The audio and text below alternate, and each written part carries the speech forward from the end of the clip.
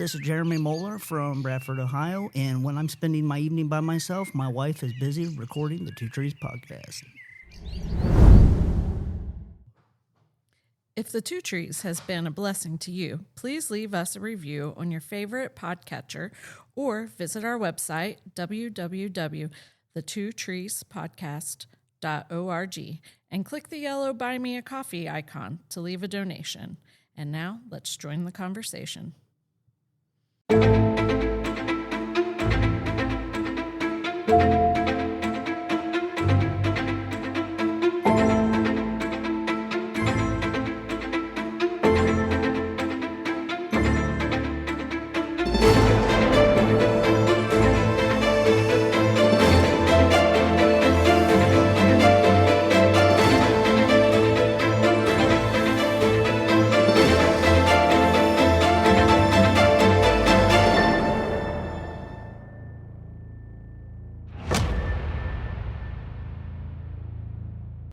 Welcome to the Two Trees podcast. I'm John Dillon, and I'm here with Rosemary Moeller. Hello.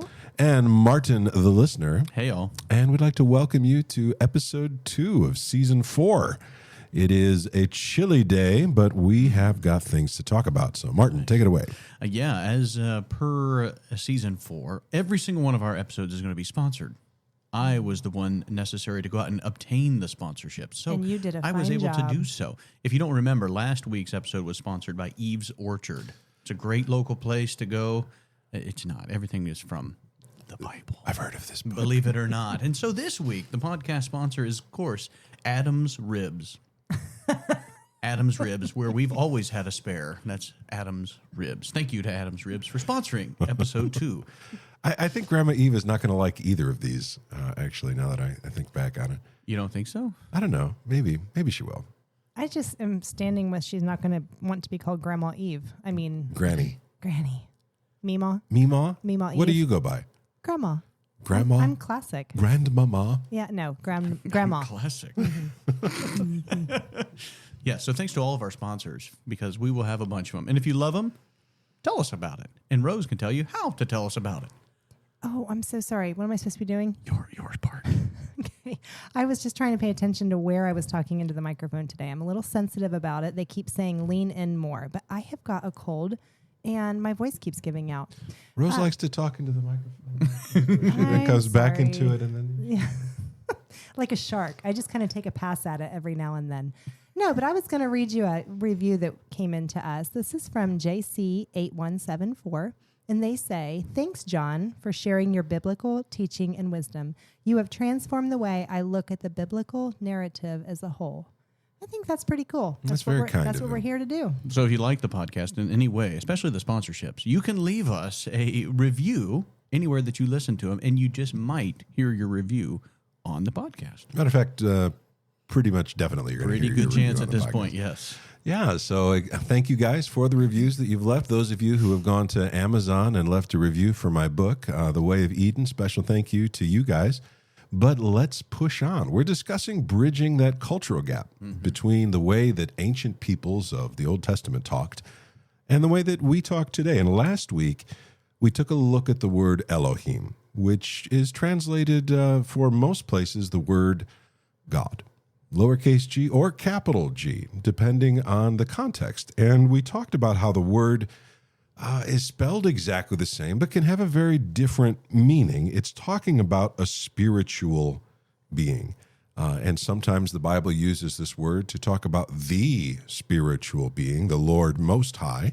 And sometimes it uses the word to talk about other spiritual beings. And the way that you tell it is not by substituting a specific word out of a dictionary, but it's by the context. And sometimes even a dictionary isn't going to get you terribly far when you are moving across cultures, because cultures can add meaning and context to a word or a phrase that a simple fill in the blank it's not going to help you with it. You're going to need more than that. You're going to need actual conversations with people or spending the time reading the Bible and hearing how its authors talk. And so to overcome these difficulties, we listen. And we've kind of come together as a collective, I think. I feel like a lot of our conversations with Rose over the past year, you've been really into defining what you're talking about or having something and getting a definition for it. But we like to do that as well, and we like to define the terms that we're talking about. And John and I have had multiple conversations about what exactly are we talking about. So it's a good way to actually have this conversation in two different aspects. One is having a definition, like going to the dictionary and saying, what does this word mean? But then also referencing that word in the conversation that it is being had, because one of my favorite words in the entire English language is clip. It's a very short word. It's a very easy word. Everybody knows it, but it can mean to attach something or detach something. A paper clip makes two pieces of paper one, but if you go to the barber, he'll clip your hair, and now you have two strands of hair where there used to be one.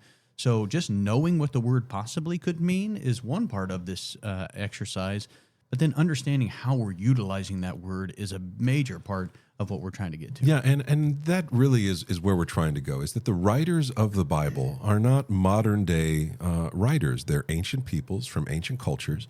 And even the fact that they come from the Hebrew culture, they don't come from the Hebrew culture of the same time. There's a tremendous span of years between many of the books of the Bible. And the cultures that will influencing them are drastically different in the way that they approach things. And so you dig into the text and you begin by trying to hear the story. You know, what are you talking about? And then by picking up the way that they talk about things, not the way that we would talk about it. Because what I don't want to do is to answer the question, what would I mean if I said that?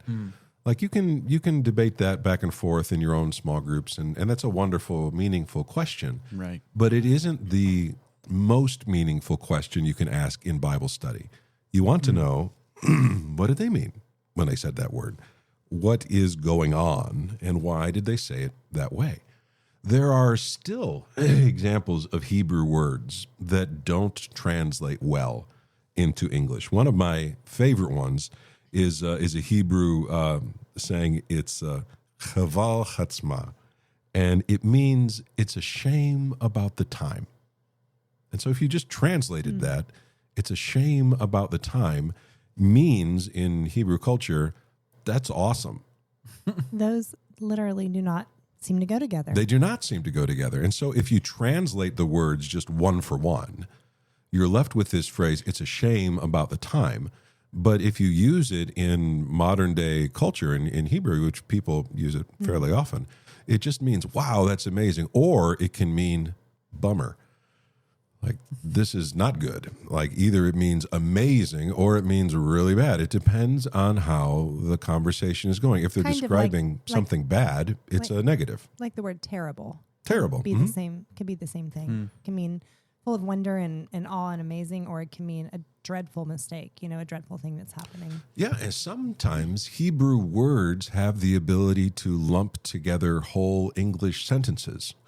Like there's a Hebrew word that's the word furgan, and it means the opposite of jealousy. It doesn't just mean happy. It means something good has happened to you, and I am filled with an honest lack of jealousy and gladness for you. And we don't have an English word for that, do we? We don't. We just say, good for you, or I'm happy about it. We don't have an English feeling for that. That's probably true too. There are other ideas, right, that are expressed in Hebrew. There's a word. It's called aguna, which is literally when you translate it, it means a chained woman.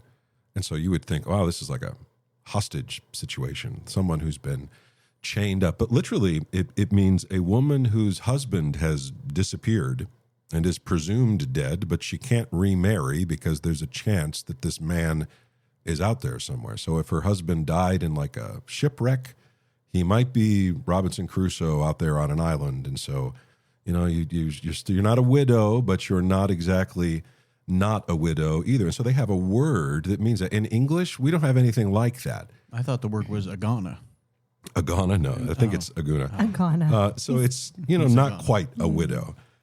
There are other words like this. One of my favorite ones is the word hanini, and literally it means here I am, but it means more than just present. It means undivided attention, or I am completely present in what's going on. It doesn't just mean like.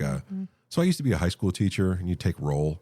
None of those kids meant this when they were like present or here. or I don't know. They kind of got creative with some of the things they would yell at you.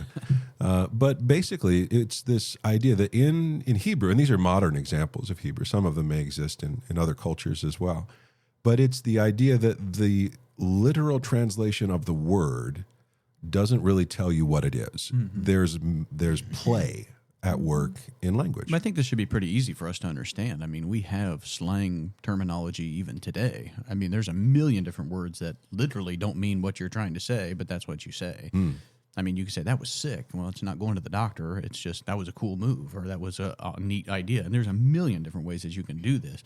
And if you don't believe so, talk to any 12-year-old or any 7-year-old in the United States, and you'll learn words you never knew were existing. Yeah, and some of these aren't even slang words. They're just straight up nouns that we don't have that as part of our culture. And so to us, that's not a word that has the same meaning for us. And so when you're listening to people in another culture, don't jump into their conversation and tell them what they mean by their words. Listen to them. And the same is true in the Bible. When they're talking, don't be so quick to impose a flashcard and a meaning onto them.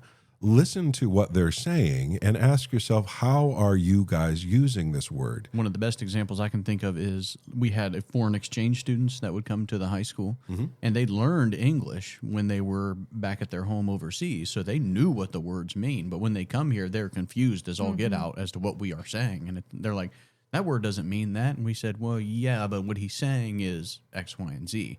So if they came in with the same attitude that we have about the Bible, they would be forcing their opinion onto what we are talking about, and we would be like, we don't really like you anymore. You need to assimilate to what we're talking about. Yeah, and so I view Scripture as more than just a book. I believe it is the Holy Spirit's work that God has brought this to us. But the way that he did that was by inspiring the authors who were real people, who lived in a real culture with real vocabularies. And the way that he preserved his word is through the art form of literature. And so when I approach the Bible, I need to have in my mind that this is a book and that this isn't an American book. And so don't be so fast to demand that they act in a way which makes sense to you. But isn't this true with most books that are being translated? Like there's people who will translate like Beowulf or like the Divine Comedy or Confessions. You know, like there's multiple translations out there because they're moved from language to, English. And depending on which translation you get, it can say slightly different things. And in those, you can kind of pick and choose what your favorite one is. But I wonder with Scripture how that actually works to work through the translation issue, because not to turn this into a discussion about different translations, but how do you know when you're reading it, and you have to trust the translator that's brought it to you and has done the best that he can, or a team has done the best they can. Yeah, that's why I don't believe there is one inspired English translation. What you have is inspired autographs, original documents, and we have translations of these.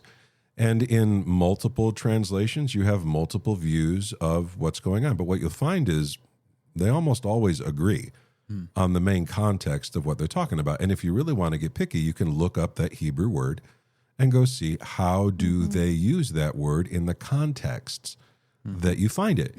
And so whether or not you come up with the exact Webster's dictionary definition of things, you definitely are going to come up with the main idea of what this word means. And to do that, like, that seems kind of overwhelming to people when you say, well, look up the original language or whatever. Like, it's really not that difficult to do. One, you can just Google it.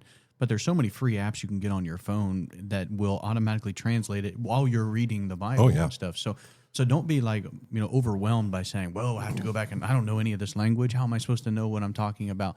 Like, there is very easy aspects to do that. And, I'd be happy to tell anybody about them if you want, or if you want to just give us a question anywhere, we can answer those types of questions. Yeah, I'm a fan of Logos Bible software. There's also a great app called Literal Word, which is very easy to use. Blue Letter Bible has a bunch of these. There's a bunch of really great freebies, but it's not unachievable for you. And so rather than arguing and fighting about, well, you're reading that word differently than I am because of this particular idea or that particular idea, what I want to do is go back and read the story and try to ask myself, are they seeing the world the same way that I am? Or maybe my worldview has been colored by modernity and the world that I live in today. Are there things in the Bible that I'm trying to smooth out because they don't fit well into my modern sensibilities, and that an ancient author wouldn't have cared about at all. There doesn't seem to have been in the ancient world the idea of a separate thing called religion. It just was part of life. They would have seen the spiritual world and the physical world as overlapping, as distinct, but as overlapping. As an American, I definitely have this thing called religion that exists in my life, and sometimes my real life intersects with it. But we have this very clear concept that comes from a very long time of Western thought. And we have just the ability to compartmentalize different things. And I don't know where that comes from or how it started, but it's the same thing. Like when you go to work, you have one mind. When you come home, you almost have a whole different mind. I don't want to say a whole different personality, but your thoughts and your opinions and your stuff changes depending on where you're at. And so I think people associate the church building or any church event as now my religious standpoint. Yeah, almost like a transformer. You know, I'm kicking it into religious mode. Yeah, to be honest, though, I mean, but that's kind of how we are with stuff. And it's the same if you go to a sporting event and all of a sudden I'm a fan. I'm not Martin the banker or Martin the churchgoer. I'm Martin the fan of the Green Bay Packers. And so my actions and stuff reciprocate where I'm at much differently. And I don't really think that's the best way to live your life as a whole. Yeah, and that makes sense. It's going to make more sense the more we dig at this. The word we're going to look at today is not Elohim. We've done that one. The word we're going to look at today is the word Shamayim. And Shamayim means heaven or sky. It can mean either one. And again, the definition is going to come from the context, the way that they talk. You and I are the products of an age of science fiction. We and our fathers and our grandfathers lived through the space race, giant telescopes and satellites. These are all part of our world. The Starlink satellites went across here the other day, all in a line. And people were out there looking at it. It was a little weird. Everyone's not used to seeing things quite that bright and organized in the sky. But nobody was like, satellites, what are those? We're aware of the existence of these things. And so when we talk about the heavens, we think space, the final frontier. These are the voyages of the Starship Enterprise. And we think of Star Wars, and we think of aliens, and we think of, all of the modern folklore attached to the heavens. Is that what David meant when he talks about the heavens? Is that what the Babylonians meant when they were tracking the stars across the sky? What exactly is going on up there, and how did they talk about it? We are, by very nature of living when we do, a materialistic people. Many of the mysteries of the sky have been unveiled to you. People have got really powerful satellites and telescopes. You can look a lot farther. That one's got rings. Take a look at this. You can see it. That's a really wonderful thing. But ancient peoples did not have the same view of what was going on in the sky as you do today. They genuinely did not know what was going on up there, but they were definitely interested. What they saw was things that captured their imagination. They saw light come out of the darkness. Why? Where did it come from? Where did it go? They saw that those lights moved in particular ways, almost like a procession across the sky. And they didn't understand what they were looking at, but they understood that there were things above them, beyond them, and they began to mix these ideas together, so much so that the heavens became a way of talking about unseen powers or supernatural beings. And you can tell this from not even just ancient times, but even, within the last 1,000 years, I guess, when we're talking about the constellations. And they're always attached to some kind of spiritual being or some kind of story of great power and authority. And so I think that people have that understanding still, but the society, the culture that we live in today makes us forget those types of things. So when we're looking at something, we don't remember how it was in the past. I say this all the time. It amazes me when I was working at the bank, how many people that lived before the ATM machine still had no idea how to get money out of a bank. And I'm like, there used to not be this machine, and you still were able to get money. Like, how did you do it then? Just do that again now. But there's so many examples of that, like the telephone. It's hard for me to tell my son that the telephone used to be attached to the wall and there was a wire that you couldn't go any farther than that. And before that, you had the rotary phone. And before that, you had this and that. But people that lived through that have still forgotten how it was then. I'm not trying to say go back to the good old days, but having an understanding will help you when you're reading through this. And there's aspects of your life that you've probably forgotten just because of the modern way that we do things. But it should help you relate back even farther to the ancient times, knowing where that came from is where that came from. So it should, I think, help you when you're reading your Bible. One of the things that happened not that long ago, and to me it was a culture shock, is when I was little, we used to pick up like a banana, and to be goofy, like you pretended it was a telephone. Yeah, sure. Right? My son asked me why we use a banana. Because it doesn't look like a square. Because it doesn't look like a square. You know, the better option would be a Pop-Tart. Like if you're going to pick a food today, but it's changed shape in my lifetime. And Hebrew culture didn't just spring up out of nowhere. It didn't descend from heaven with Adam and Eve and maintain its unique distance from everyone else that existed. God called Abraham out of a pre-existing culture and created in Abraham the redemptive story of the nations. And so Abraham doesn't come from nowhere. He comes from Mesopotamia, the land between the rivers. And we have dug up a ton of stuff in the land between the rivers. We know a lot about the culture that Abraham would have grown up in. We know about the Sumerians and the Akkadians, and further to the south, the land of the Egyptians on the Nile. The written language of Abraham's people is called cuneiform, and it was used for over 3,000 years as an active living way of recording things down. So you're talking about a huge swath of history that cuneiform is used to record. And modern scholars, as they unraveled the mysteries of this language, they discovered that the markings, the signs, it looks kind of like a bird walked across clay. It's got all these points and wedges. Maybe you've seen pictures of cuneiform. But not all of the symbols make a sound. Some of them are what are called designators. They don't make a sound. Instead, they specify the kind of thing you're about to look at. For instance, if you're going to write a person's name, it's always either preceded or comes right after it. There's a vertical wedge that goes in the document, and it doesn't make any noise. It just shows the reader this is a proper noun. This is the name of a person. Like a capital letter. Like a capital Or just letter. any punctuation, right? Like an exclamation point doesn't make sound, but Yeah, but it emphasizes something. There were other things, these determinatives is what they're called. If you're not referring to a human being, but the name of a god, you put a star before the name. And so as far back as we can go in literature, the stars are connected to the divine world. And so the modern reader might sit there and be like, well, I don't know if I would have done it that way, or that doesn't make sense. And with all the love in the world, it doesn't matter what we would have done. It matters that they did this.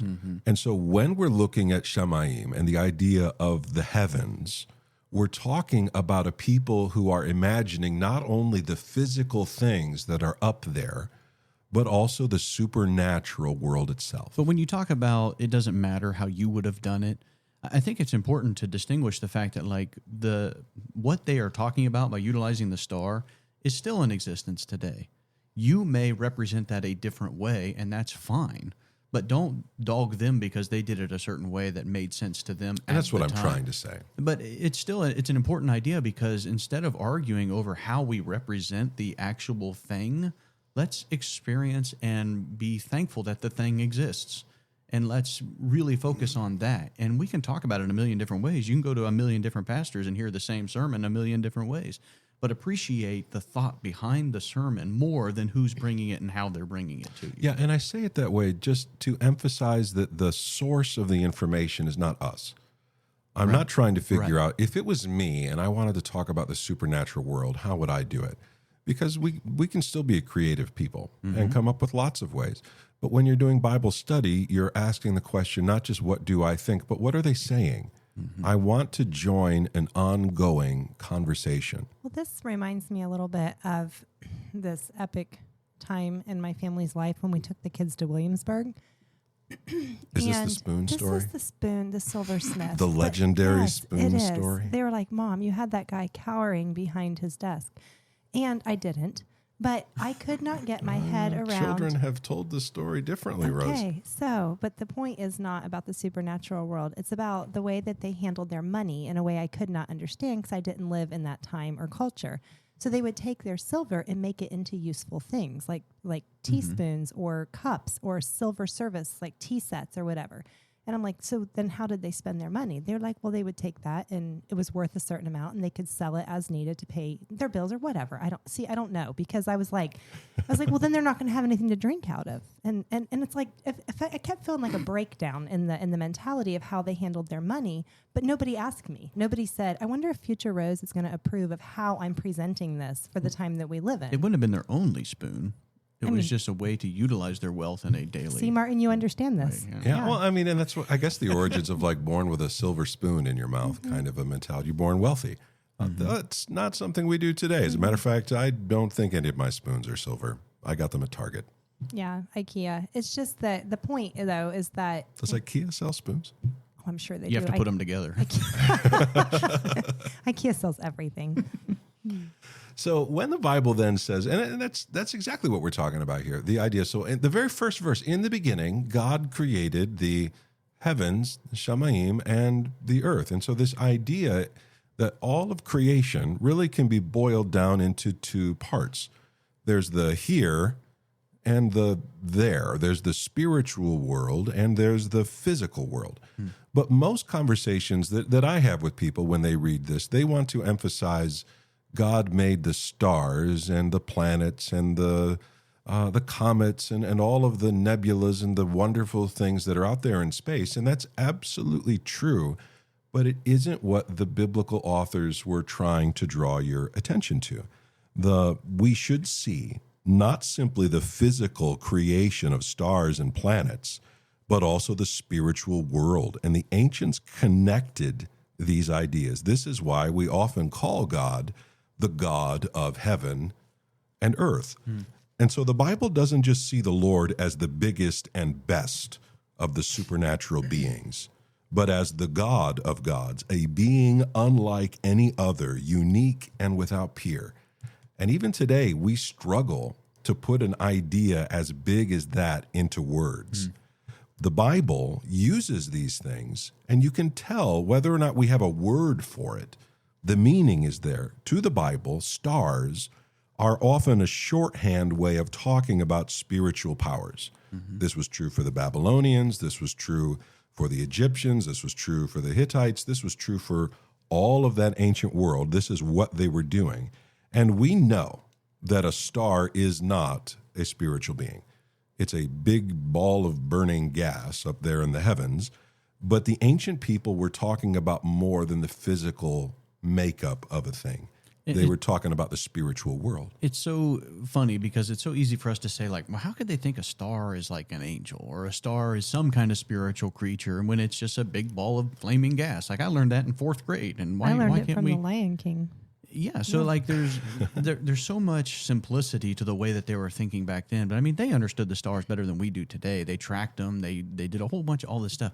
And it's like, so there's no way that Moses was talking about a supernova when he was talking about this, or a nebula, like you said. But if you were to write a book today that says what God is, how he created, what he created, think about 2,000 years from now when they know all this stuff that we've never even dreamt of, because there's no way these guys were thinking of all the knowledge that we have today. If you wrote a book today in 2,000 years, you would be laughed at.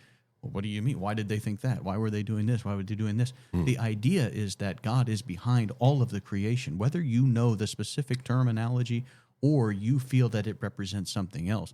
Does not really matter. That's the point you're saying earlier. It doesn't matter what you think and how you can understand the world around you better than they did or worse than they did. It's the fact that God created it and that he is still in coordination with it. There is design. There is a purpose for everything that he has done. And that's the point that we should be trying to find when we're reading the Bible. And it all falls back under that idea of God as the ruler of spirits, that he isn't just one of them. He is the one of them. He is unique. He is the maker. He is unlike any of the others. And so the Bible, this may be easier to show you instead of just tell you. Let's go to the book of Judges, chapter 5 and verse 20. From heaven the stars fought. From their courses they fought against Sisera. Well, that would have been really uncomfortable if this is actual burning stars getting involved in a conflict in Canaan. But the people of Canaan and Mesopotamia, they saw earthly conflicts between cities, between kings, as extensions of supernatural events. Isn't Sisera the one that ended up with a tent stake in his temple? Oh, yes. So would you rather have the stars fighting against you or a woman driving a tent stake through your temple?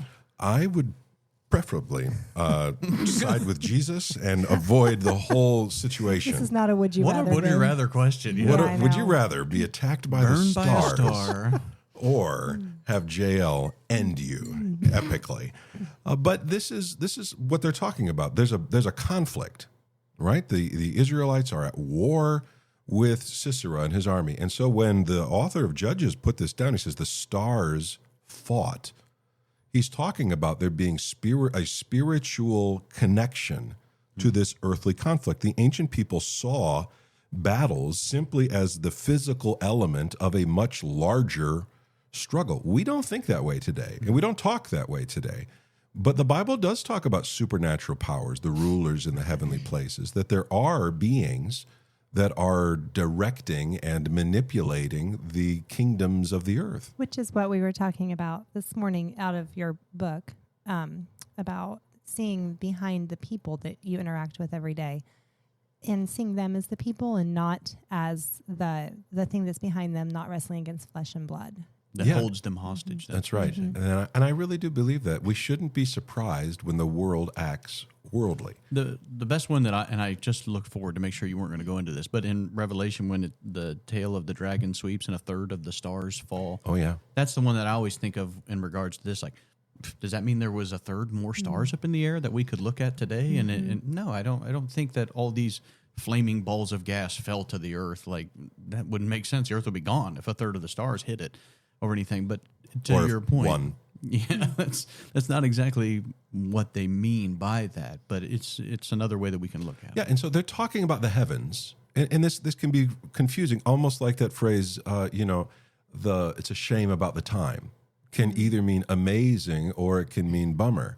It's both.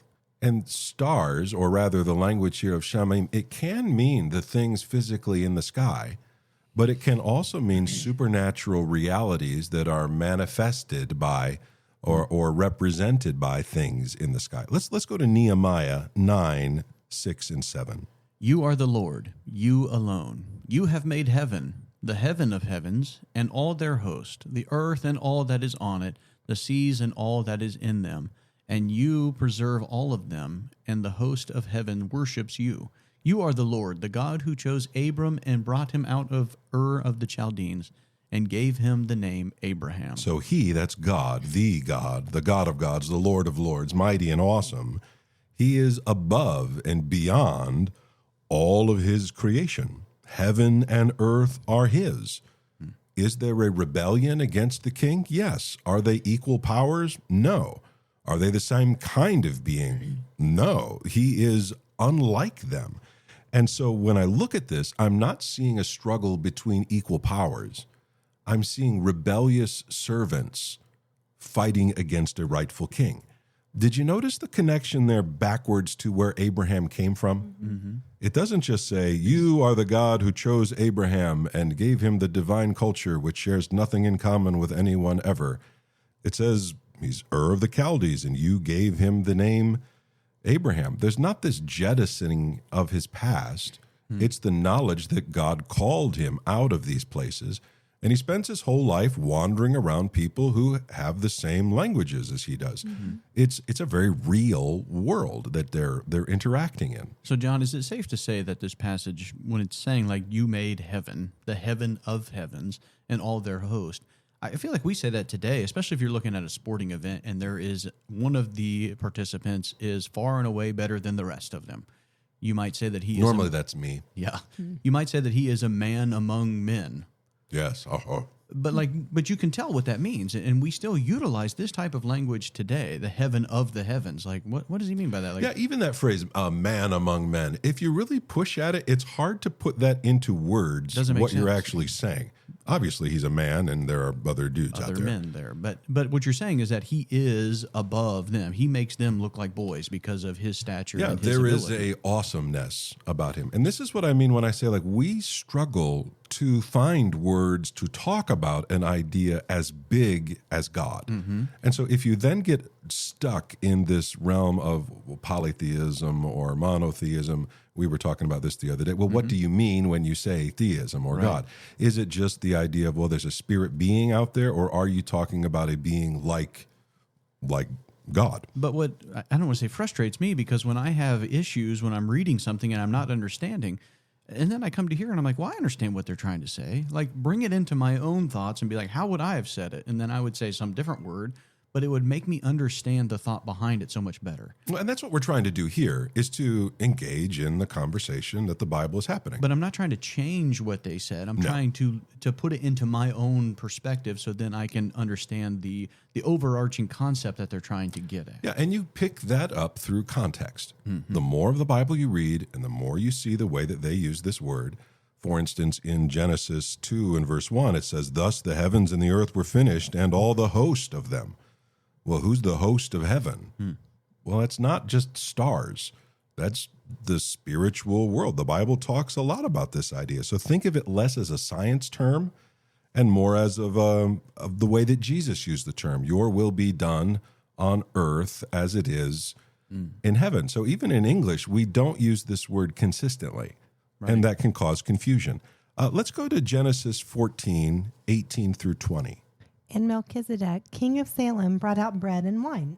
He was priest of God Most High, and he blessed him and said, "Blessed be Abram by God Most High, possessor of heaven and earth, and blessed be God Most High, who has delivered your enemies into your hand." He is the possessor of heaven and earth. They are in his hands.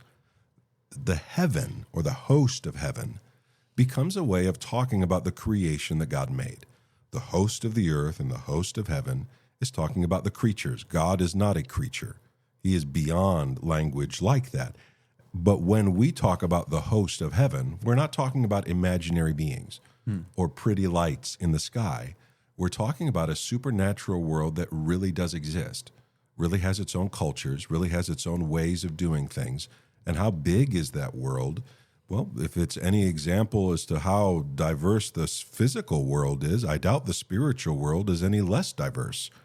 God is abundant and incredibly creative, and the two things seem to overlap in certain ways and in certain places. If you think about humanity, for instance, humanity is living, breathing dirt. It is a place where a spirit dwells in clay. It is a place where the heavens and the earth overlap. In that sense, you are a temple, in that you were made to be the image of God. And so we see that concept almost disappear. And then in the New Testament, it comes back. We're not looking for spiritual places. We're looking for spiritual people. That is what you are. You are one of these rare, strange things that exists where the heavens and the earth are together. It says that God breathed into you the breath of life. But where did man come from? Same place the trees came from, up out of the ground. God formed you of the dust.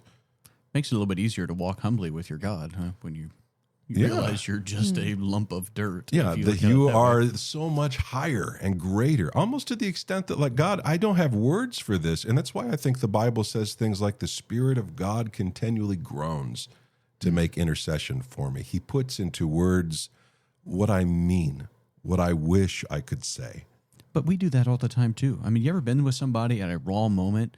There's not a lot of words that are said, but like just being together, you can feel what is supposed to be said and what is communicated just because of what you're doing. And that's at a great moment too. I mean, if you win the national championship, you're not going to sit down and have tea and a long conversation. There's a big embrace and there's a beautiful, like, just togetherness that comes from that. You're not talking, you're just being there. Together. And there are moments in Scripture where we do that. Now, I mirror my language after the way the Bible talks about things. because I think God gave us these words, and he's modeling for me how I should speak as well. But I don't claim to have like figured it all out. Well, I just put this in this neat basket, and now angels are here and demons are there. A lot of things it doesn't say. Like, what exactly is a demon? I would love a Bible verse that tells me.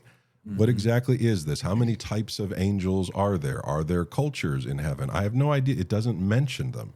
It's another world beyond my own. Let's look at Genesis 11 and verse 4. And then they said, "Come, let us build ourselves a city and a tower with its tops in the heavens, and let us make a name for ourselves, lest we be dispersed over the face of the whole earth." So with that thinking of the top in the heavens, meaning more than just really high, how does that change the reading of that verse for you guys? A lot. I mean, what you're thinking of is just something that's extremely tall, because that shows power and authority. But realistically, I think what they're trying to get at is a place where they are moving into the other world, or trying to interact with it in a way that you can't on the surface level of Earth. Kind of manipulating a meeting place. Right. That's exactly what it is. So in the ancient world of... I knew that because John her. did a podcast with me on my podcast. That's right. Yeah, that was a good one. But they I built have these... FOMO. Yeah, well, we didn't know you then, Rose. It's okay. You would have been invited. They built these things called ziggurats, and they're very tall towers, mountains, man-made mountains. And at the top of them was a temple, a place designed for the heavens and the earth to touch, to overlap. That's what they're making here. It's not just about, man, there was never a bigger building than these guys, because we live in a world where big buildings are a sign of power. Like if you drive into a city and there's no really tall buildings, you in the back of your mind are like, yeah, how important can this? There's no skyscrapers. You know, surely you're visualizing the skyline of your particular favorite. And if you think about that story, like it's very similar, or it's very close in time, I assume, chronologically to the Garden of Eden, which is a place where the heavens and the earth touched. And man, spoiler alert, gets kicked out of the garden. And now man says, well, we'll make it so we can get back to that place. Yeah, we're coming back under our own terms. And we can do that because we can make a name for ourselves. We'll be the ones that recreate Eden. Make it for ourselves. And it's going to be better than the first one, right? You Yeah. can just imagine that's what they said. And then God came down and messed it all up, which he absolutely should have. But this isn't just them saying, and that's why, kids, we don't build tall buildings. This is why we don't practice divination. This is why we don't go into the occult. It's connected to the supernatural world, not connected to the pride and the hubris of building tall things.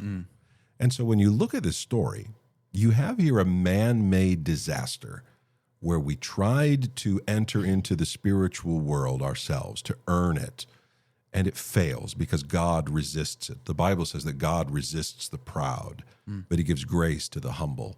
And there actually is another version of this story, not of mankind going up, but of God coming down, or the messengers of God coming down. And it isn't to a humble person or even to someone who seems to have their life together. It's a man named Jacob. So let's jump into his story. This is Genesis 28, and this is 7 verses. Okay, so 10 through 17. Jacob left Beersheba and went toward Haran, and he came to a certain place and stayed there that night because the sun had set. Taking one of the stones of the place, he put it under his head and lay down in that place to sleep. Okay, we're going to pause right there because that's weird. Like, Jacob comes from a sheep herding, goat herding family. He's a very wealthy person. He's just left his family. He's more or less a prince of a Bedouin people. Why He didn't have a is wool he? blanket Yeah, he or doesn't have a something. wool blanket. There's no animal skin he can use for a pillow. Why is he using a stone?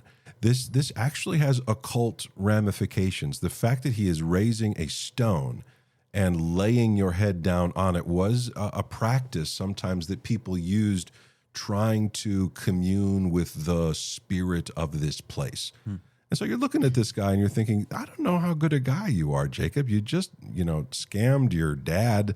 your poor old blind dad out of the birthright he wanted to give Esau, and Esau seems like a real piece of work. You're not a holy person at all. And here you are, you're on the run, you're moving through the darkness, you're having this weird moment where at least it appears that you're reaching into the supernatural world in an unauthorized way, and then see what happens. And he dreamed, and behold, there was a ladder set up on the earth, and the top of it reached to heaven. So this idea of ladder means staircase. Imagine the ziggurats of ancient Ur, the stairs that ascended up to the top in between the heavens and the earth where the God was. And the messengers of the God, the priests, would go up and down as they served in the court of the Lord. Here, there doesn't seem to be a ziggurat. There just seems to be the stairs that are leading between the physical world and the supernatural world. Keep going. And behold, the angels of God were ascending and descending on it. And behold, the Lord stood above it and said, I am the Lord, the God of Abraham, your father, and the God of Isaac. The land on which you lie I will give to you and to your offspring. Your offspring shall be like the dust of the earth, and you shall spread abroad to the west, and to the east, and to the north, and to the south. And in you and your offspring shall all the families of the earth be blessed. Behold, I am with you, and will keep you wherever you go, and will bring you back to this land. For I will not leave you until I have done what I have promised you. This is the re-giving of the Abrahamic promise. This is really cool. Did you catch what God did there? It says that the Lord stood above it. He sees something there. This isn't just, a voice in the heavens. God is literally present with Jacob. He is seeing something, this great figure, the God of gods, the Lord of lords, mighty and awesome. And here's Jacob. And if ever there was anyone who probably didn't deserve this kind of a blessing, Jacob's the guy. He reminds me a lot of all of us in that he's a very snake-like, sinful fellow. He's trying to figure things out. He wrestles with God.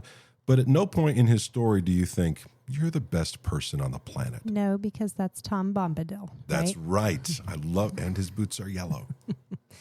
Then Jacob awoke from his sleep and said, Surely the Lord is in this place, and I did not know it. And he was afraid and said, How awesome is this place? This is none other than the house of God, and this is the gate of heaven. The gate of heaven. So the word here, salom, is often translated as ladder, but it's better translated as stairway. And it comes right out of the Babylonian ziggurat mentality. There's something here that connects the up and the down, the heavens and the earth, a heavenly version of a Tower of Babel.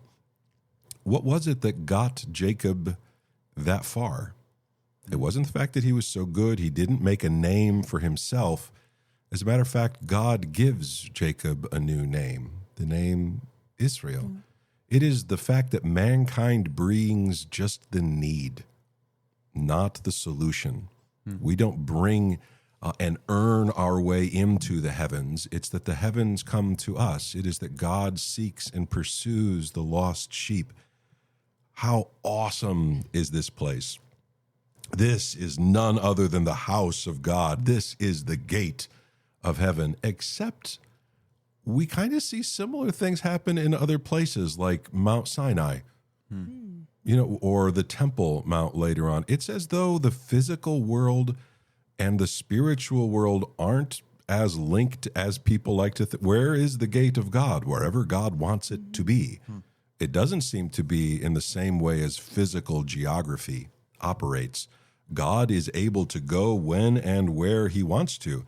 And so what I see here is God has come down, and he responds to this by renaming the place. He names it Bethel, the house of God. But this phrase there, the gate of God, is really interesting because there is another place in the Bible that has a name similar that means the gate of gods, but not in Hebrew. In Akkadian, which is one of those ancient Sumerian languages from Mesopotamia, the word is Babalu or Babulani, Babel, and it means the gate of the gods or the gates of heaven. That same word, that same story that's connected before to this failed attempt of mankind tries to make a name for themselves is freely given to Jacob.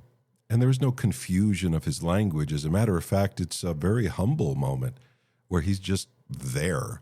And without having earned it, the God of heaven reaches down and blesses all the earth through this man. So I have a quick question. Which way is this? Is the trying of these ancient people to raise something up into the heavens their idea, or is there actual spiritual significance in a raised place that God has said happens? Ooh, that is a really good question. And the answer is I don't know. It seems to be, and this is my opinion, is that those peoples worshiping supernatural powers really did make contact with things. And this is what they said to do. So do you think that Jacob is just maybe getting more than he bargained for by getting his stone pillow and like settling himself? Oh, I think that's into exactly sleep? what happens. Kind yeah. of a little bit like Saul asking the witch of Endor to bring up Samuel. Like every time they try to interact, it does happen, but it's not always in a way they expected. Now, God does use this framework. God descends on the mountains several times in Scripture. He keeps calling Moses up. Even Jerusalem is up from everywhere. The temple is up, even in Jerusalem. It's up But high. he also appears just on the ground. Like Yep. he meets Abraham. And so is it the idea that, like, if you do it this way, you will unlock access into the spiritual world? No. God is able to do what he likes, how he likes, when he likes, where he likes. But I think the idea that they go up is just more of a symbol of them listening to God, them being, It infuses an act with intention. correct. It becomes then a way of worship.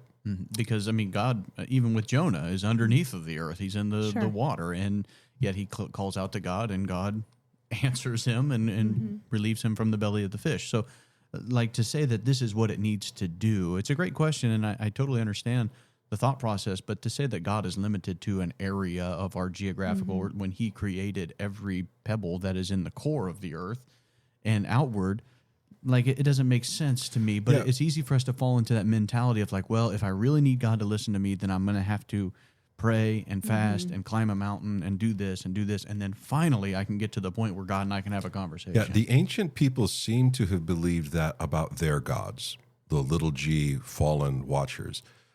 There's a moment where Israel is fighting one of their enemies, and their enemies are like, oh, their God is the God of the mountain, so let's fight him down in the plain. Right. We'll kick butt down there. And it blows up in their face because God is the God everywhere. Ancient peoples seem to have connected their gods with specific locations.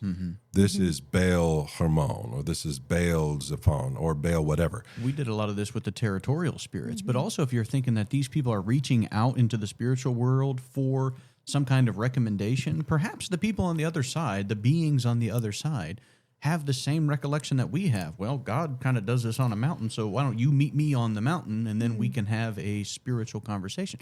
Perhaps the other side is just as naive to how God acts as we are. And so they're just going off the same framework that they saw with God and Moses, that they saw with God and whomever, that this is what he asks of us. So there must be more power if we do it that way. Yeah, I think that there's a lot to that I think the enemy is mirroring the glory of God. Right.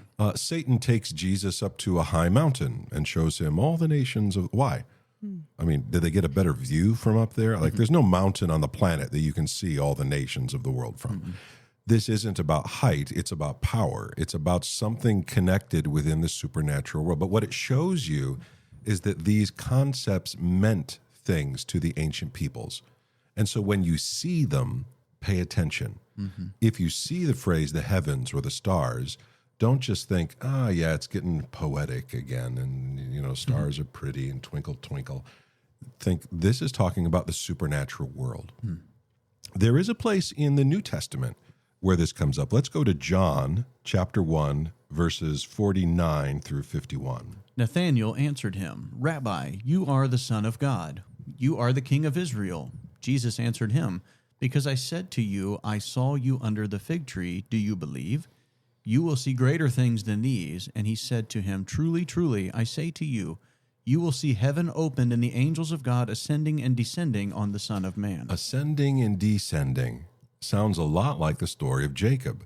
That idea of God coming down upon the unworthy. Here it carries the idea of the crucifixion, down onto the Son of Man. Remember, when Jacob left that place, the place used to be called Luz, which meant almond trees. So it's a place of trees. And there he renames it the house of God.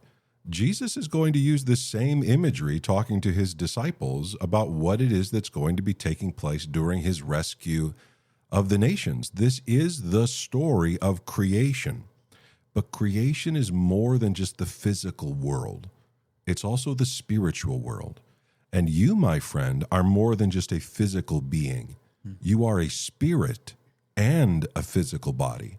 The struggles that you face are going to be overcome not just through physical means, but also through spiritual means. You have enemies before you who are physical and spiritual. The way that we help one another is we pray, deliver them from evil. We desire the protection of God with the sure and certain knowledge that I also must bear responsibility for my own actions. And so the way that I follow God is both spiritual and physical, because this is what God has made. He has made a world, and one day it will be unmade, and the Lord will make a new heaven and a new earth, and he will reign in power and glory, because he is the God of gods, the Lord of lords, mighty and awesome.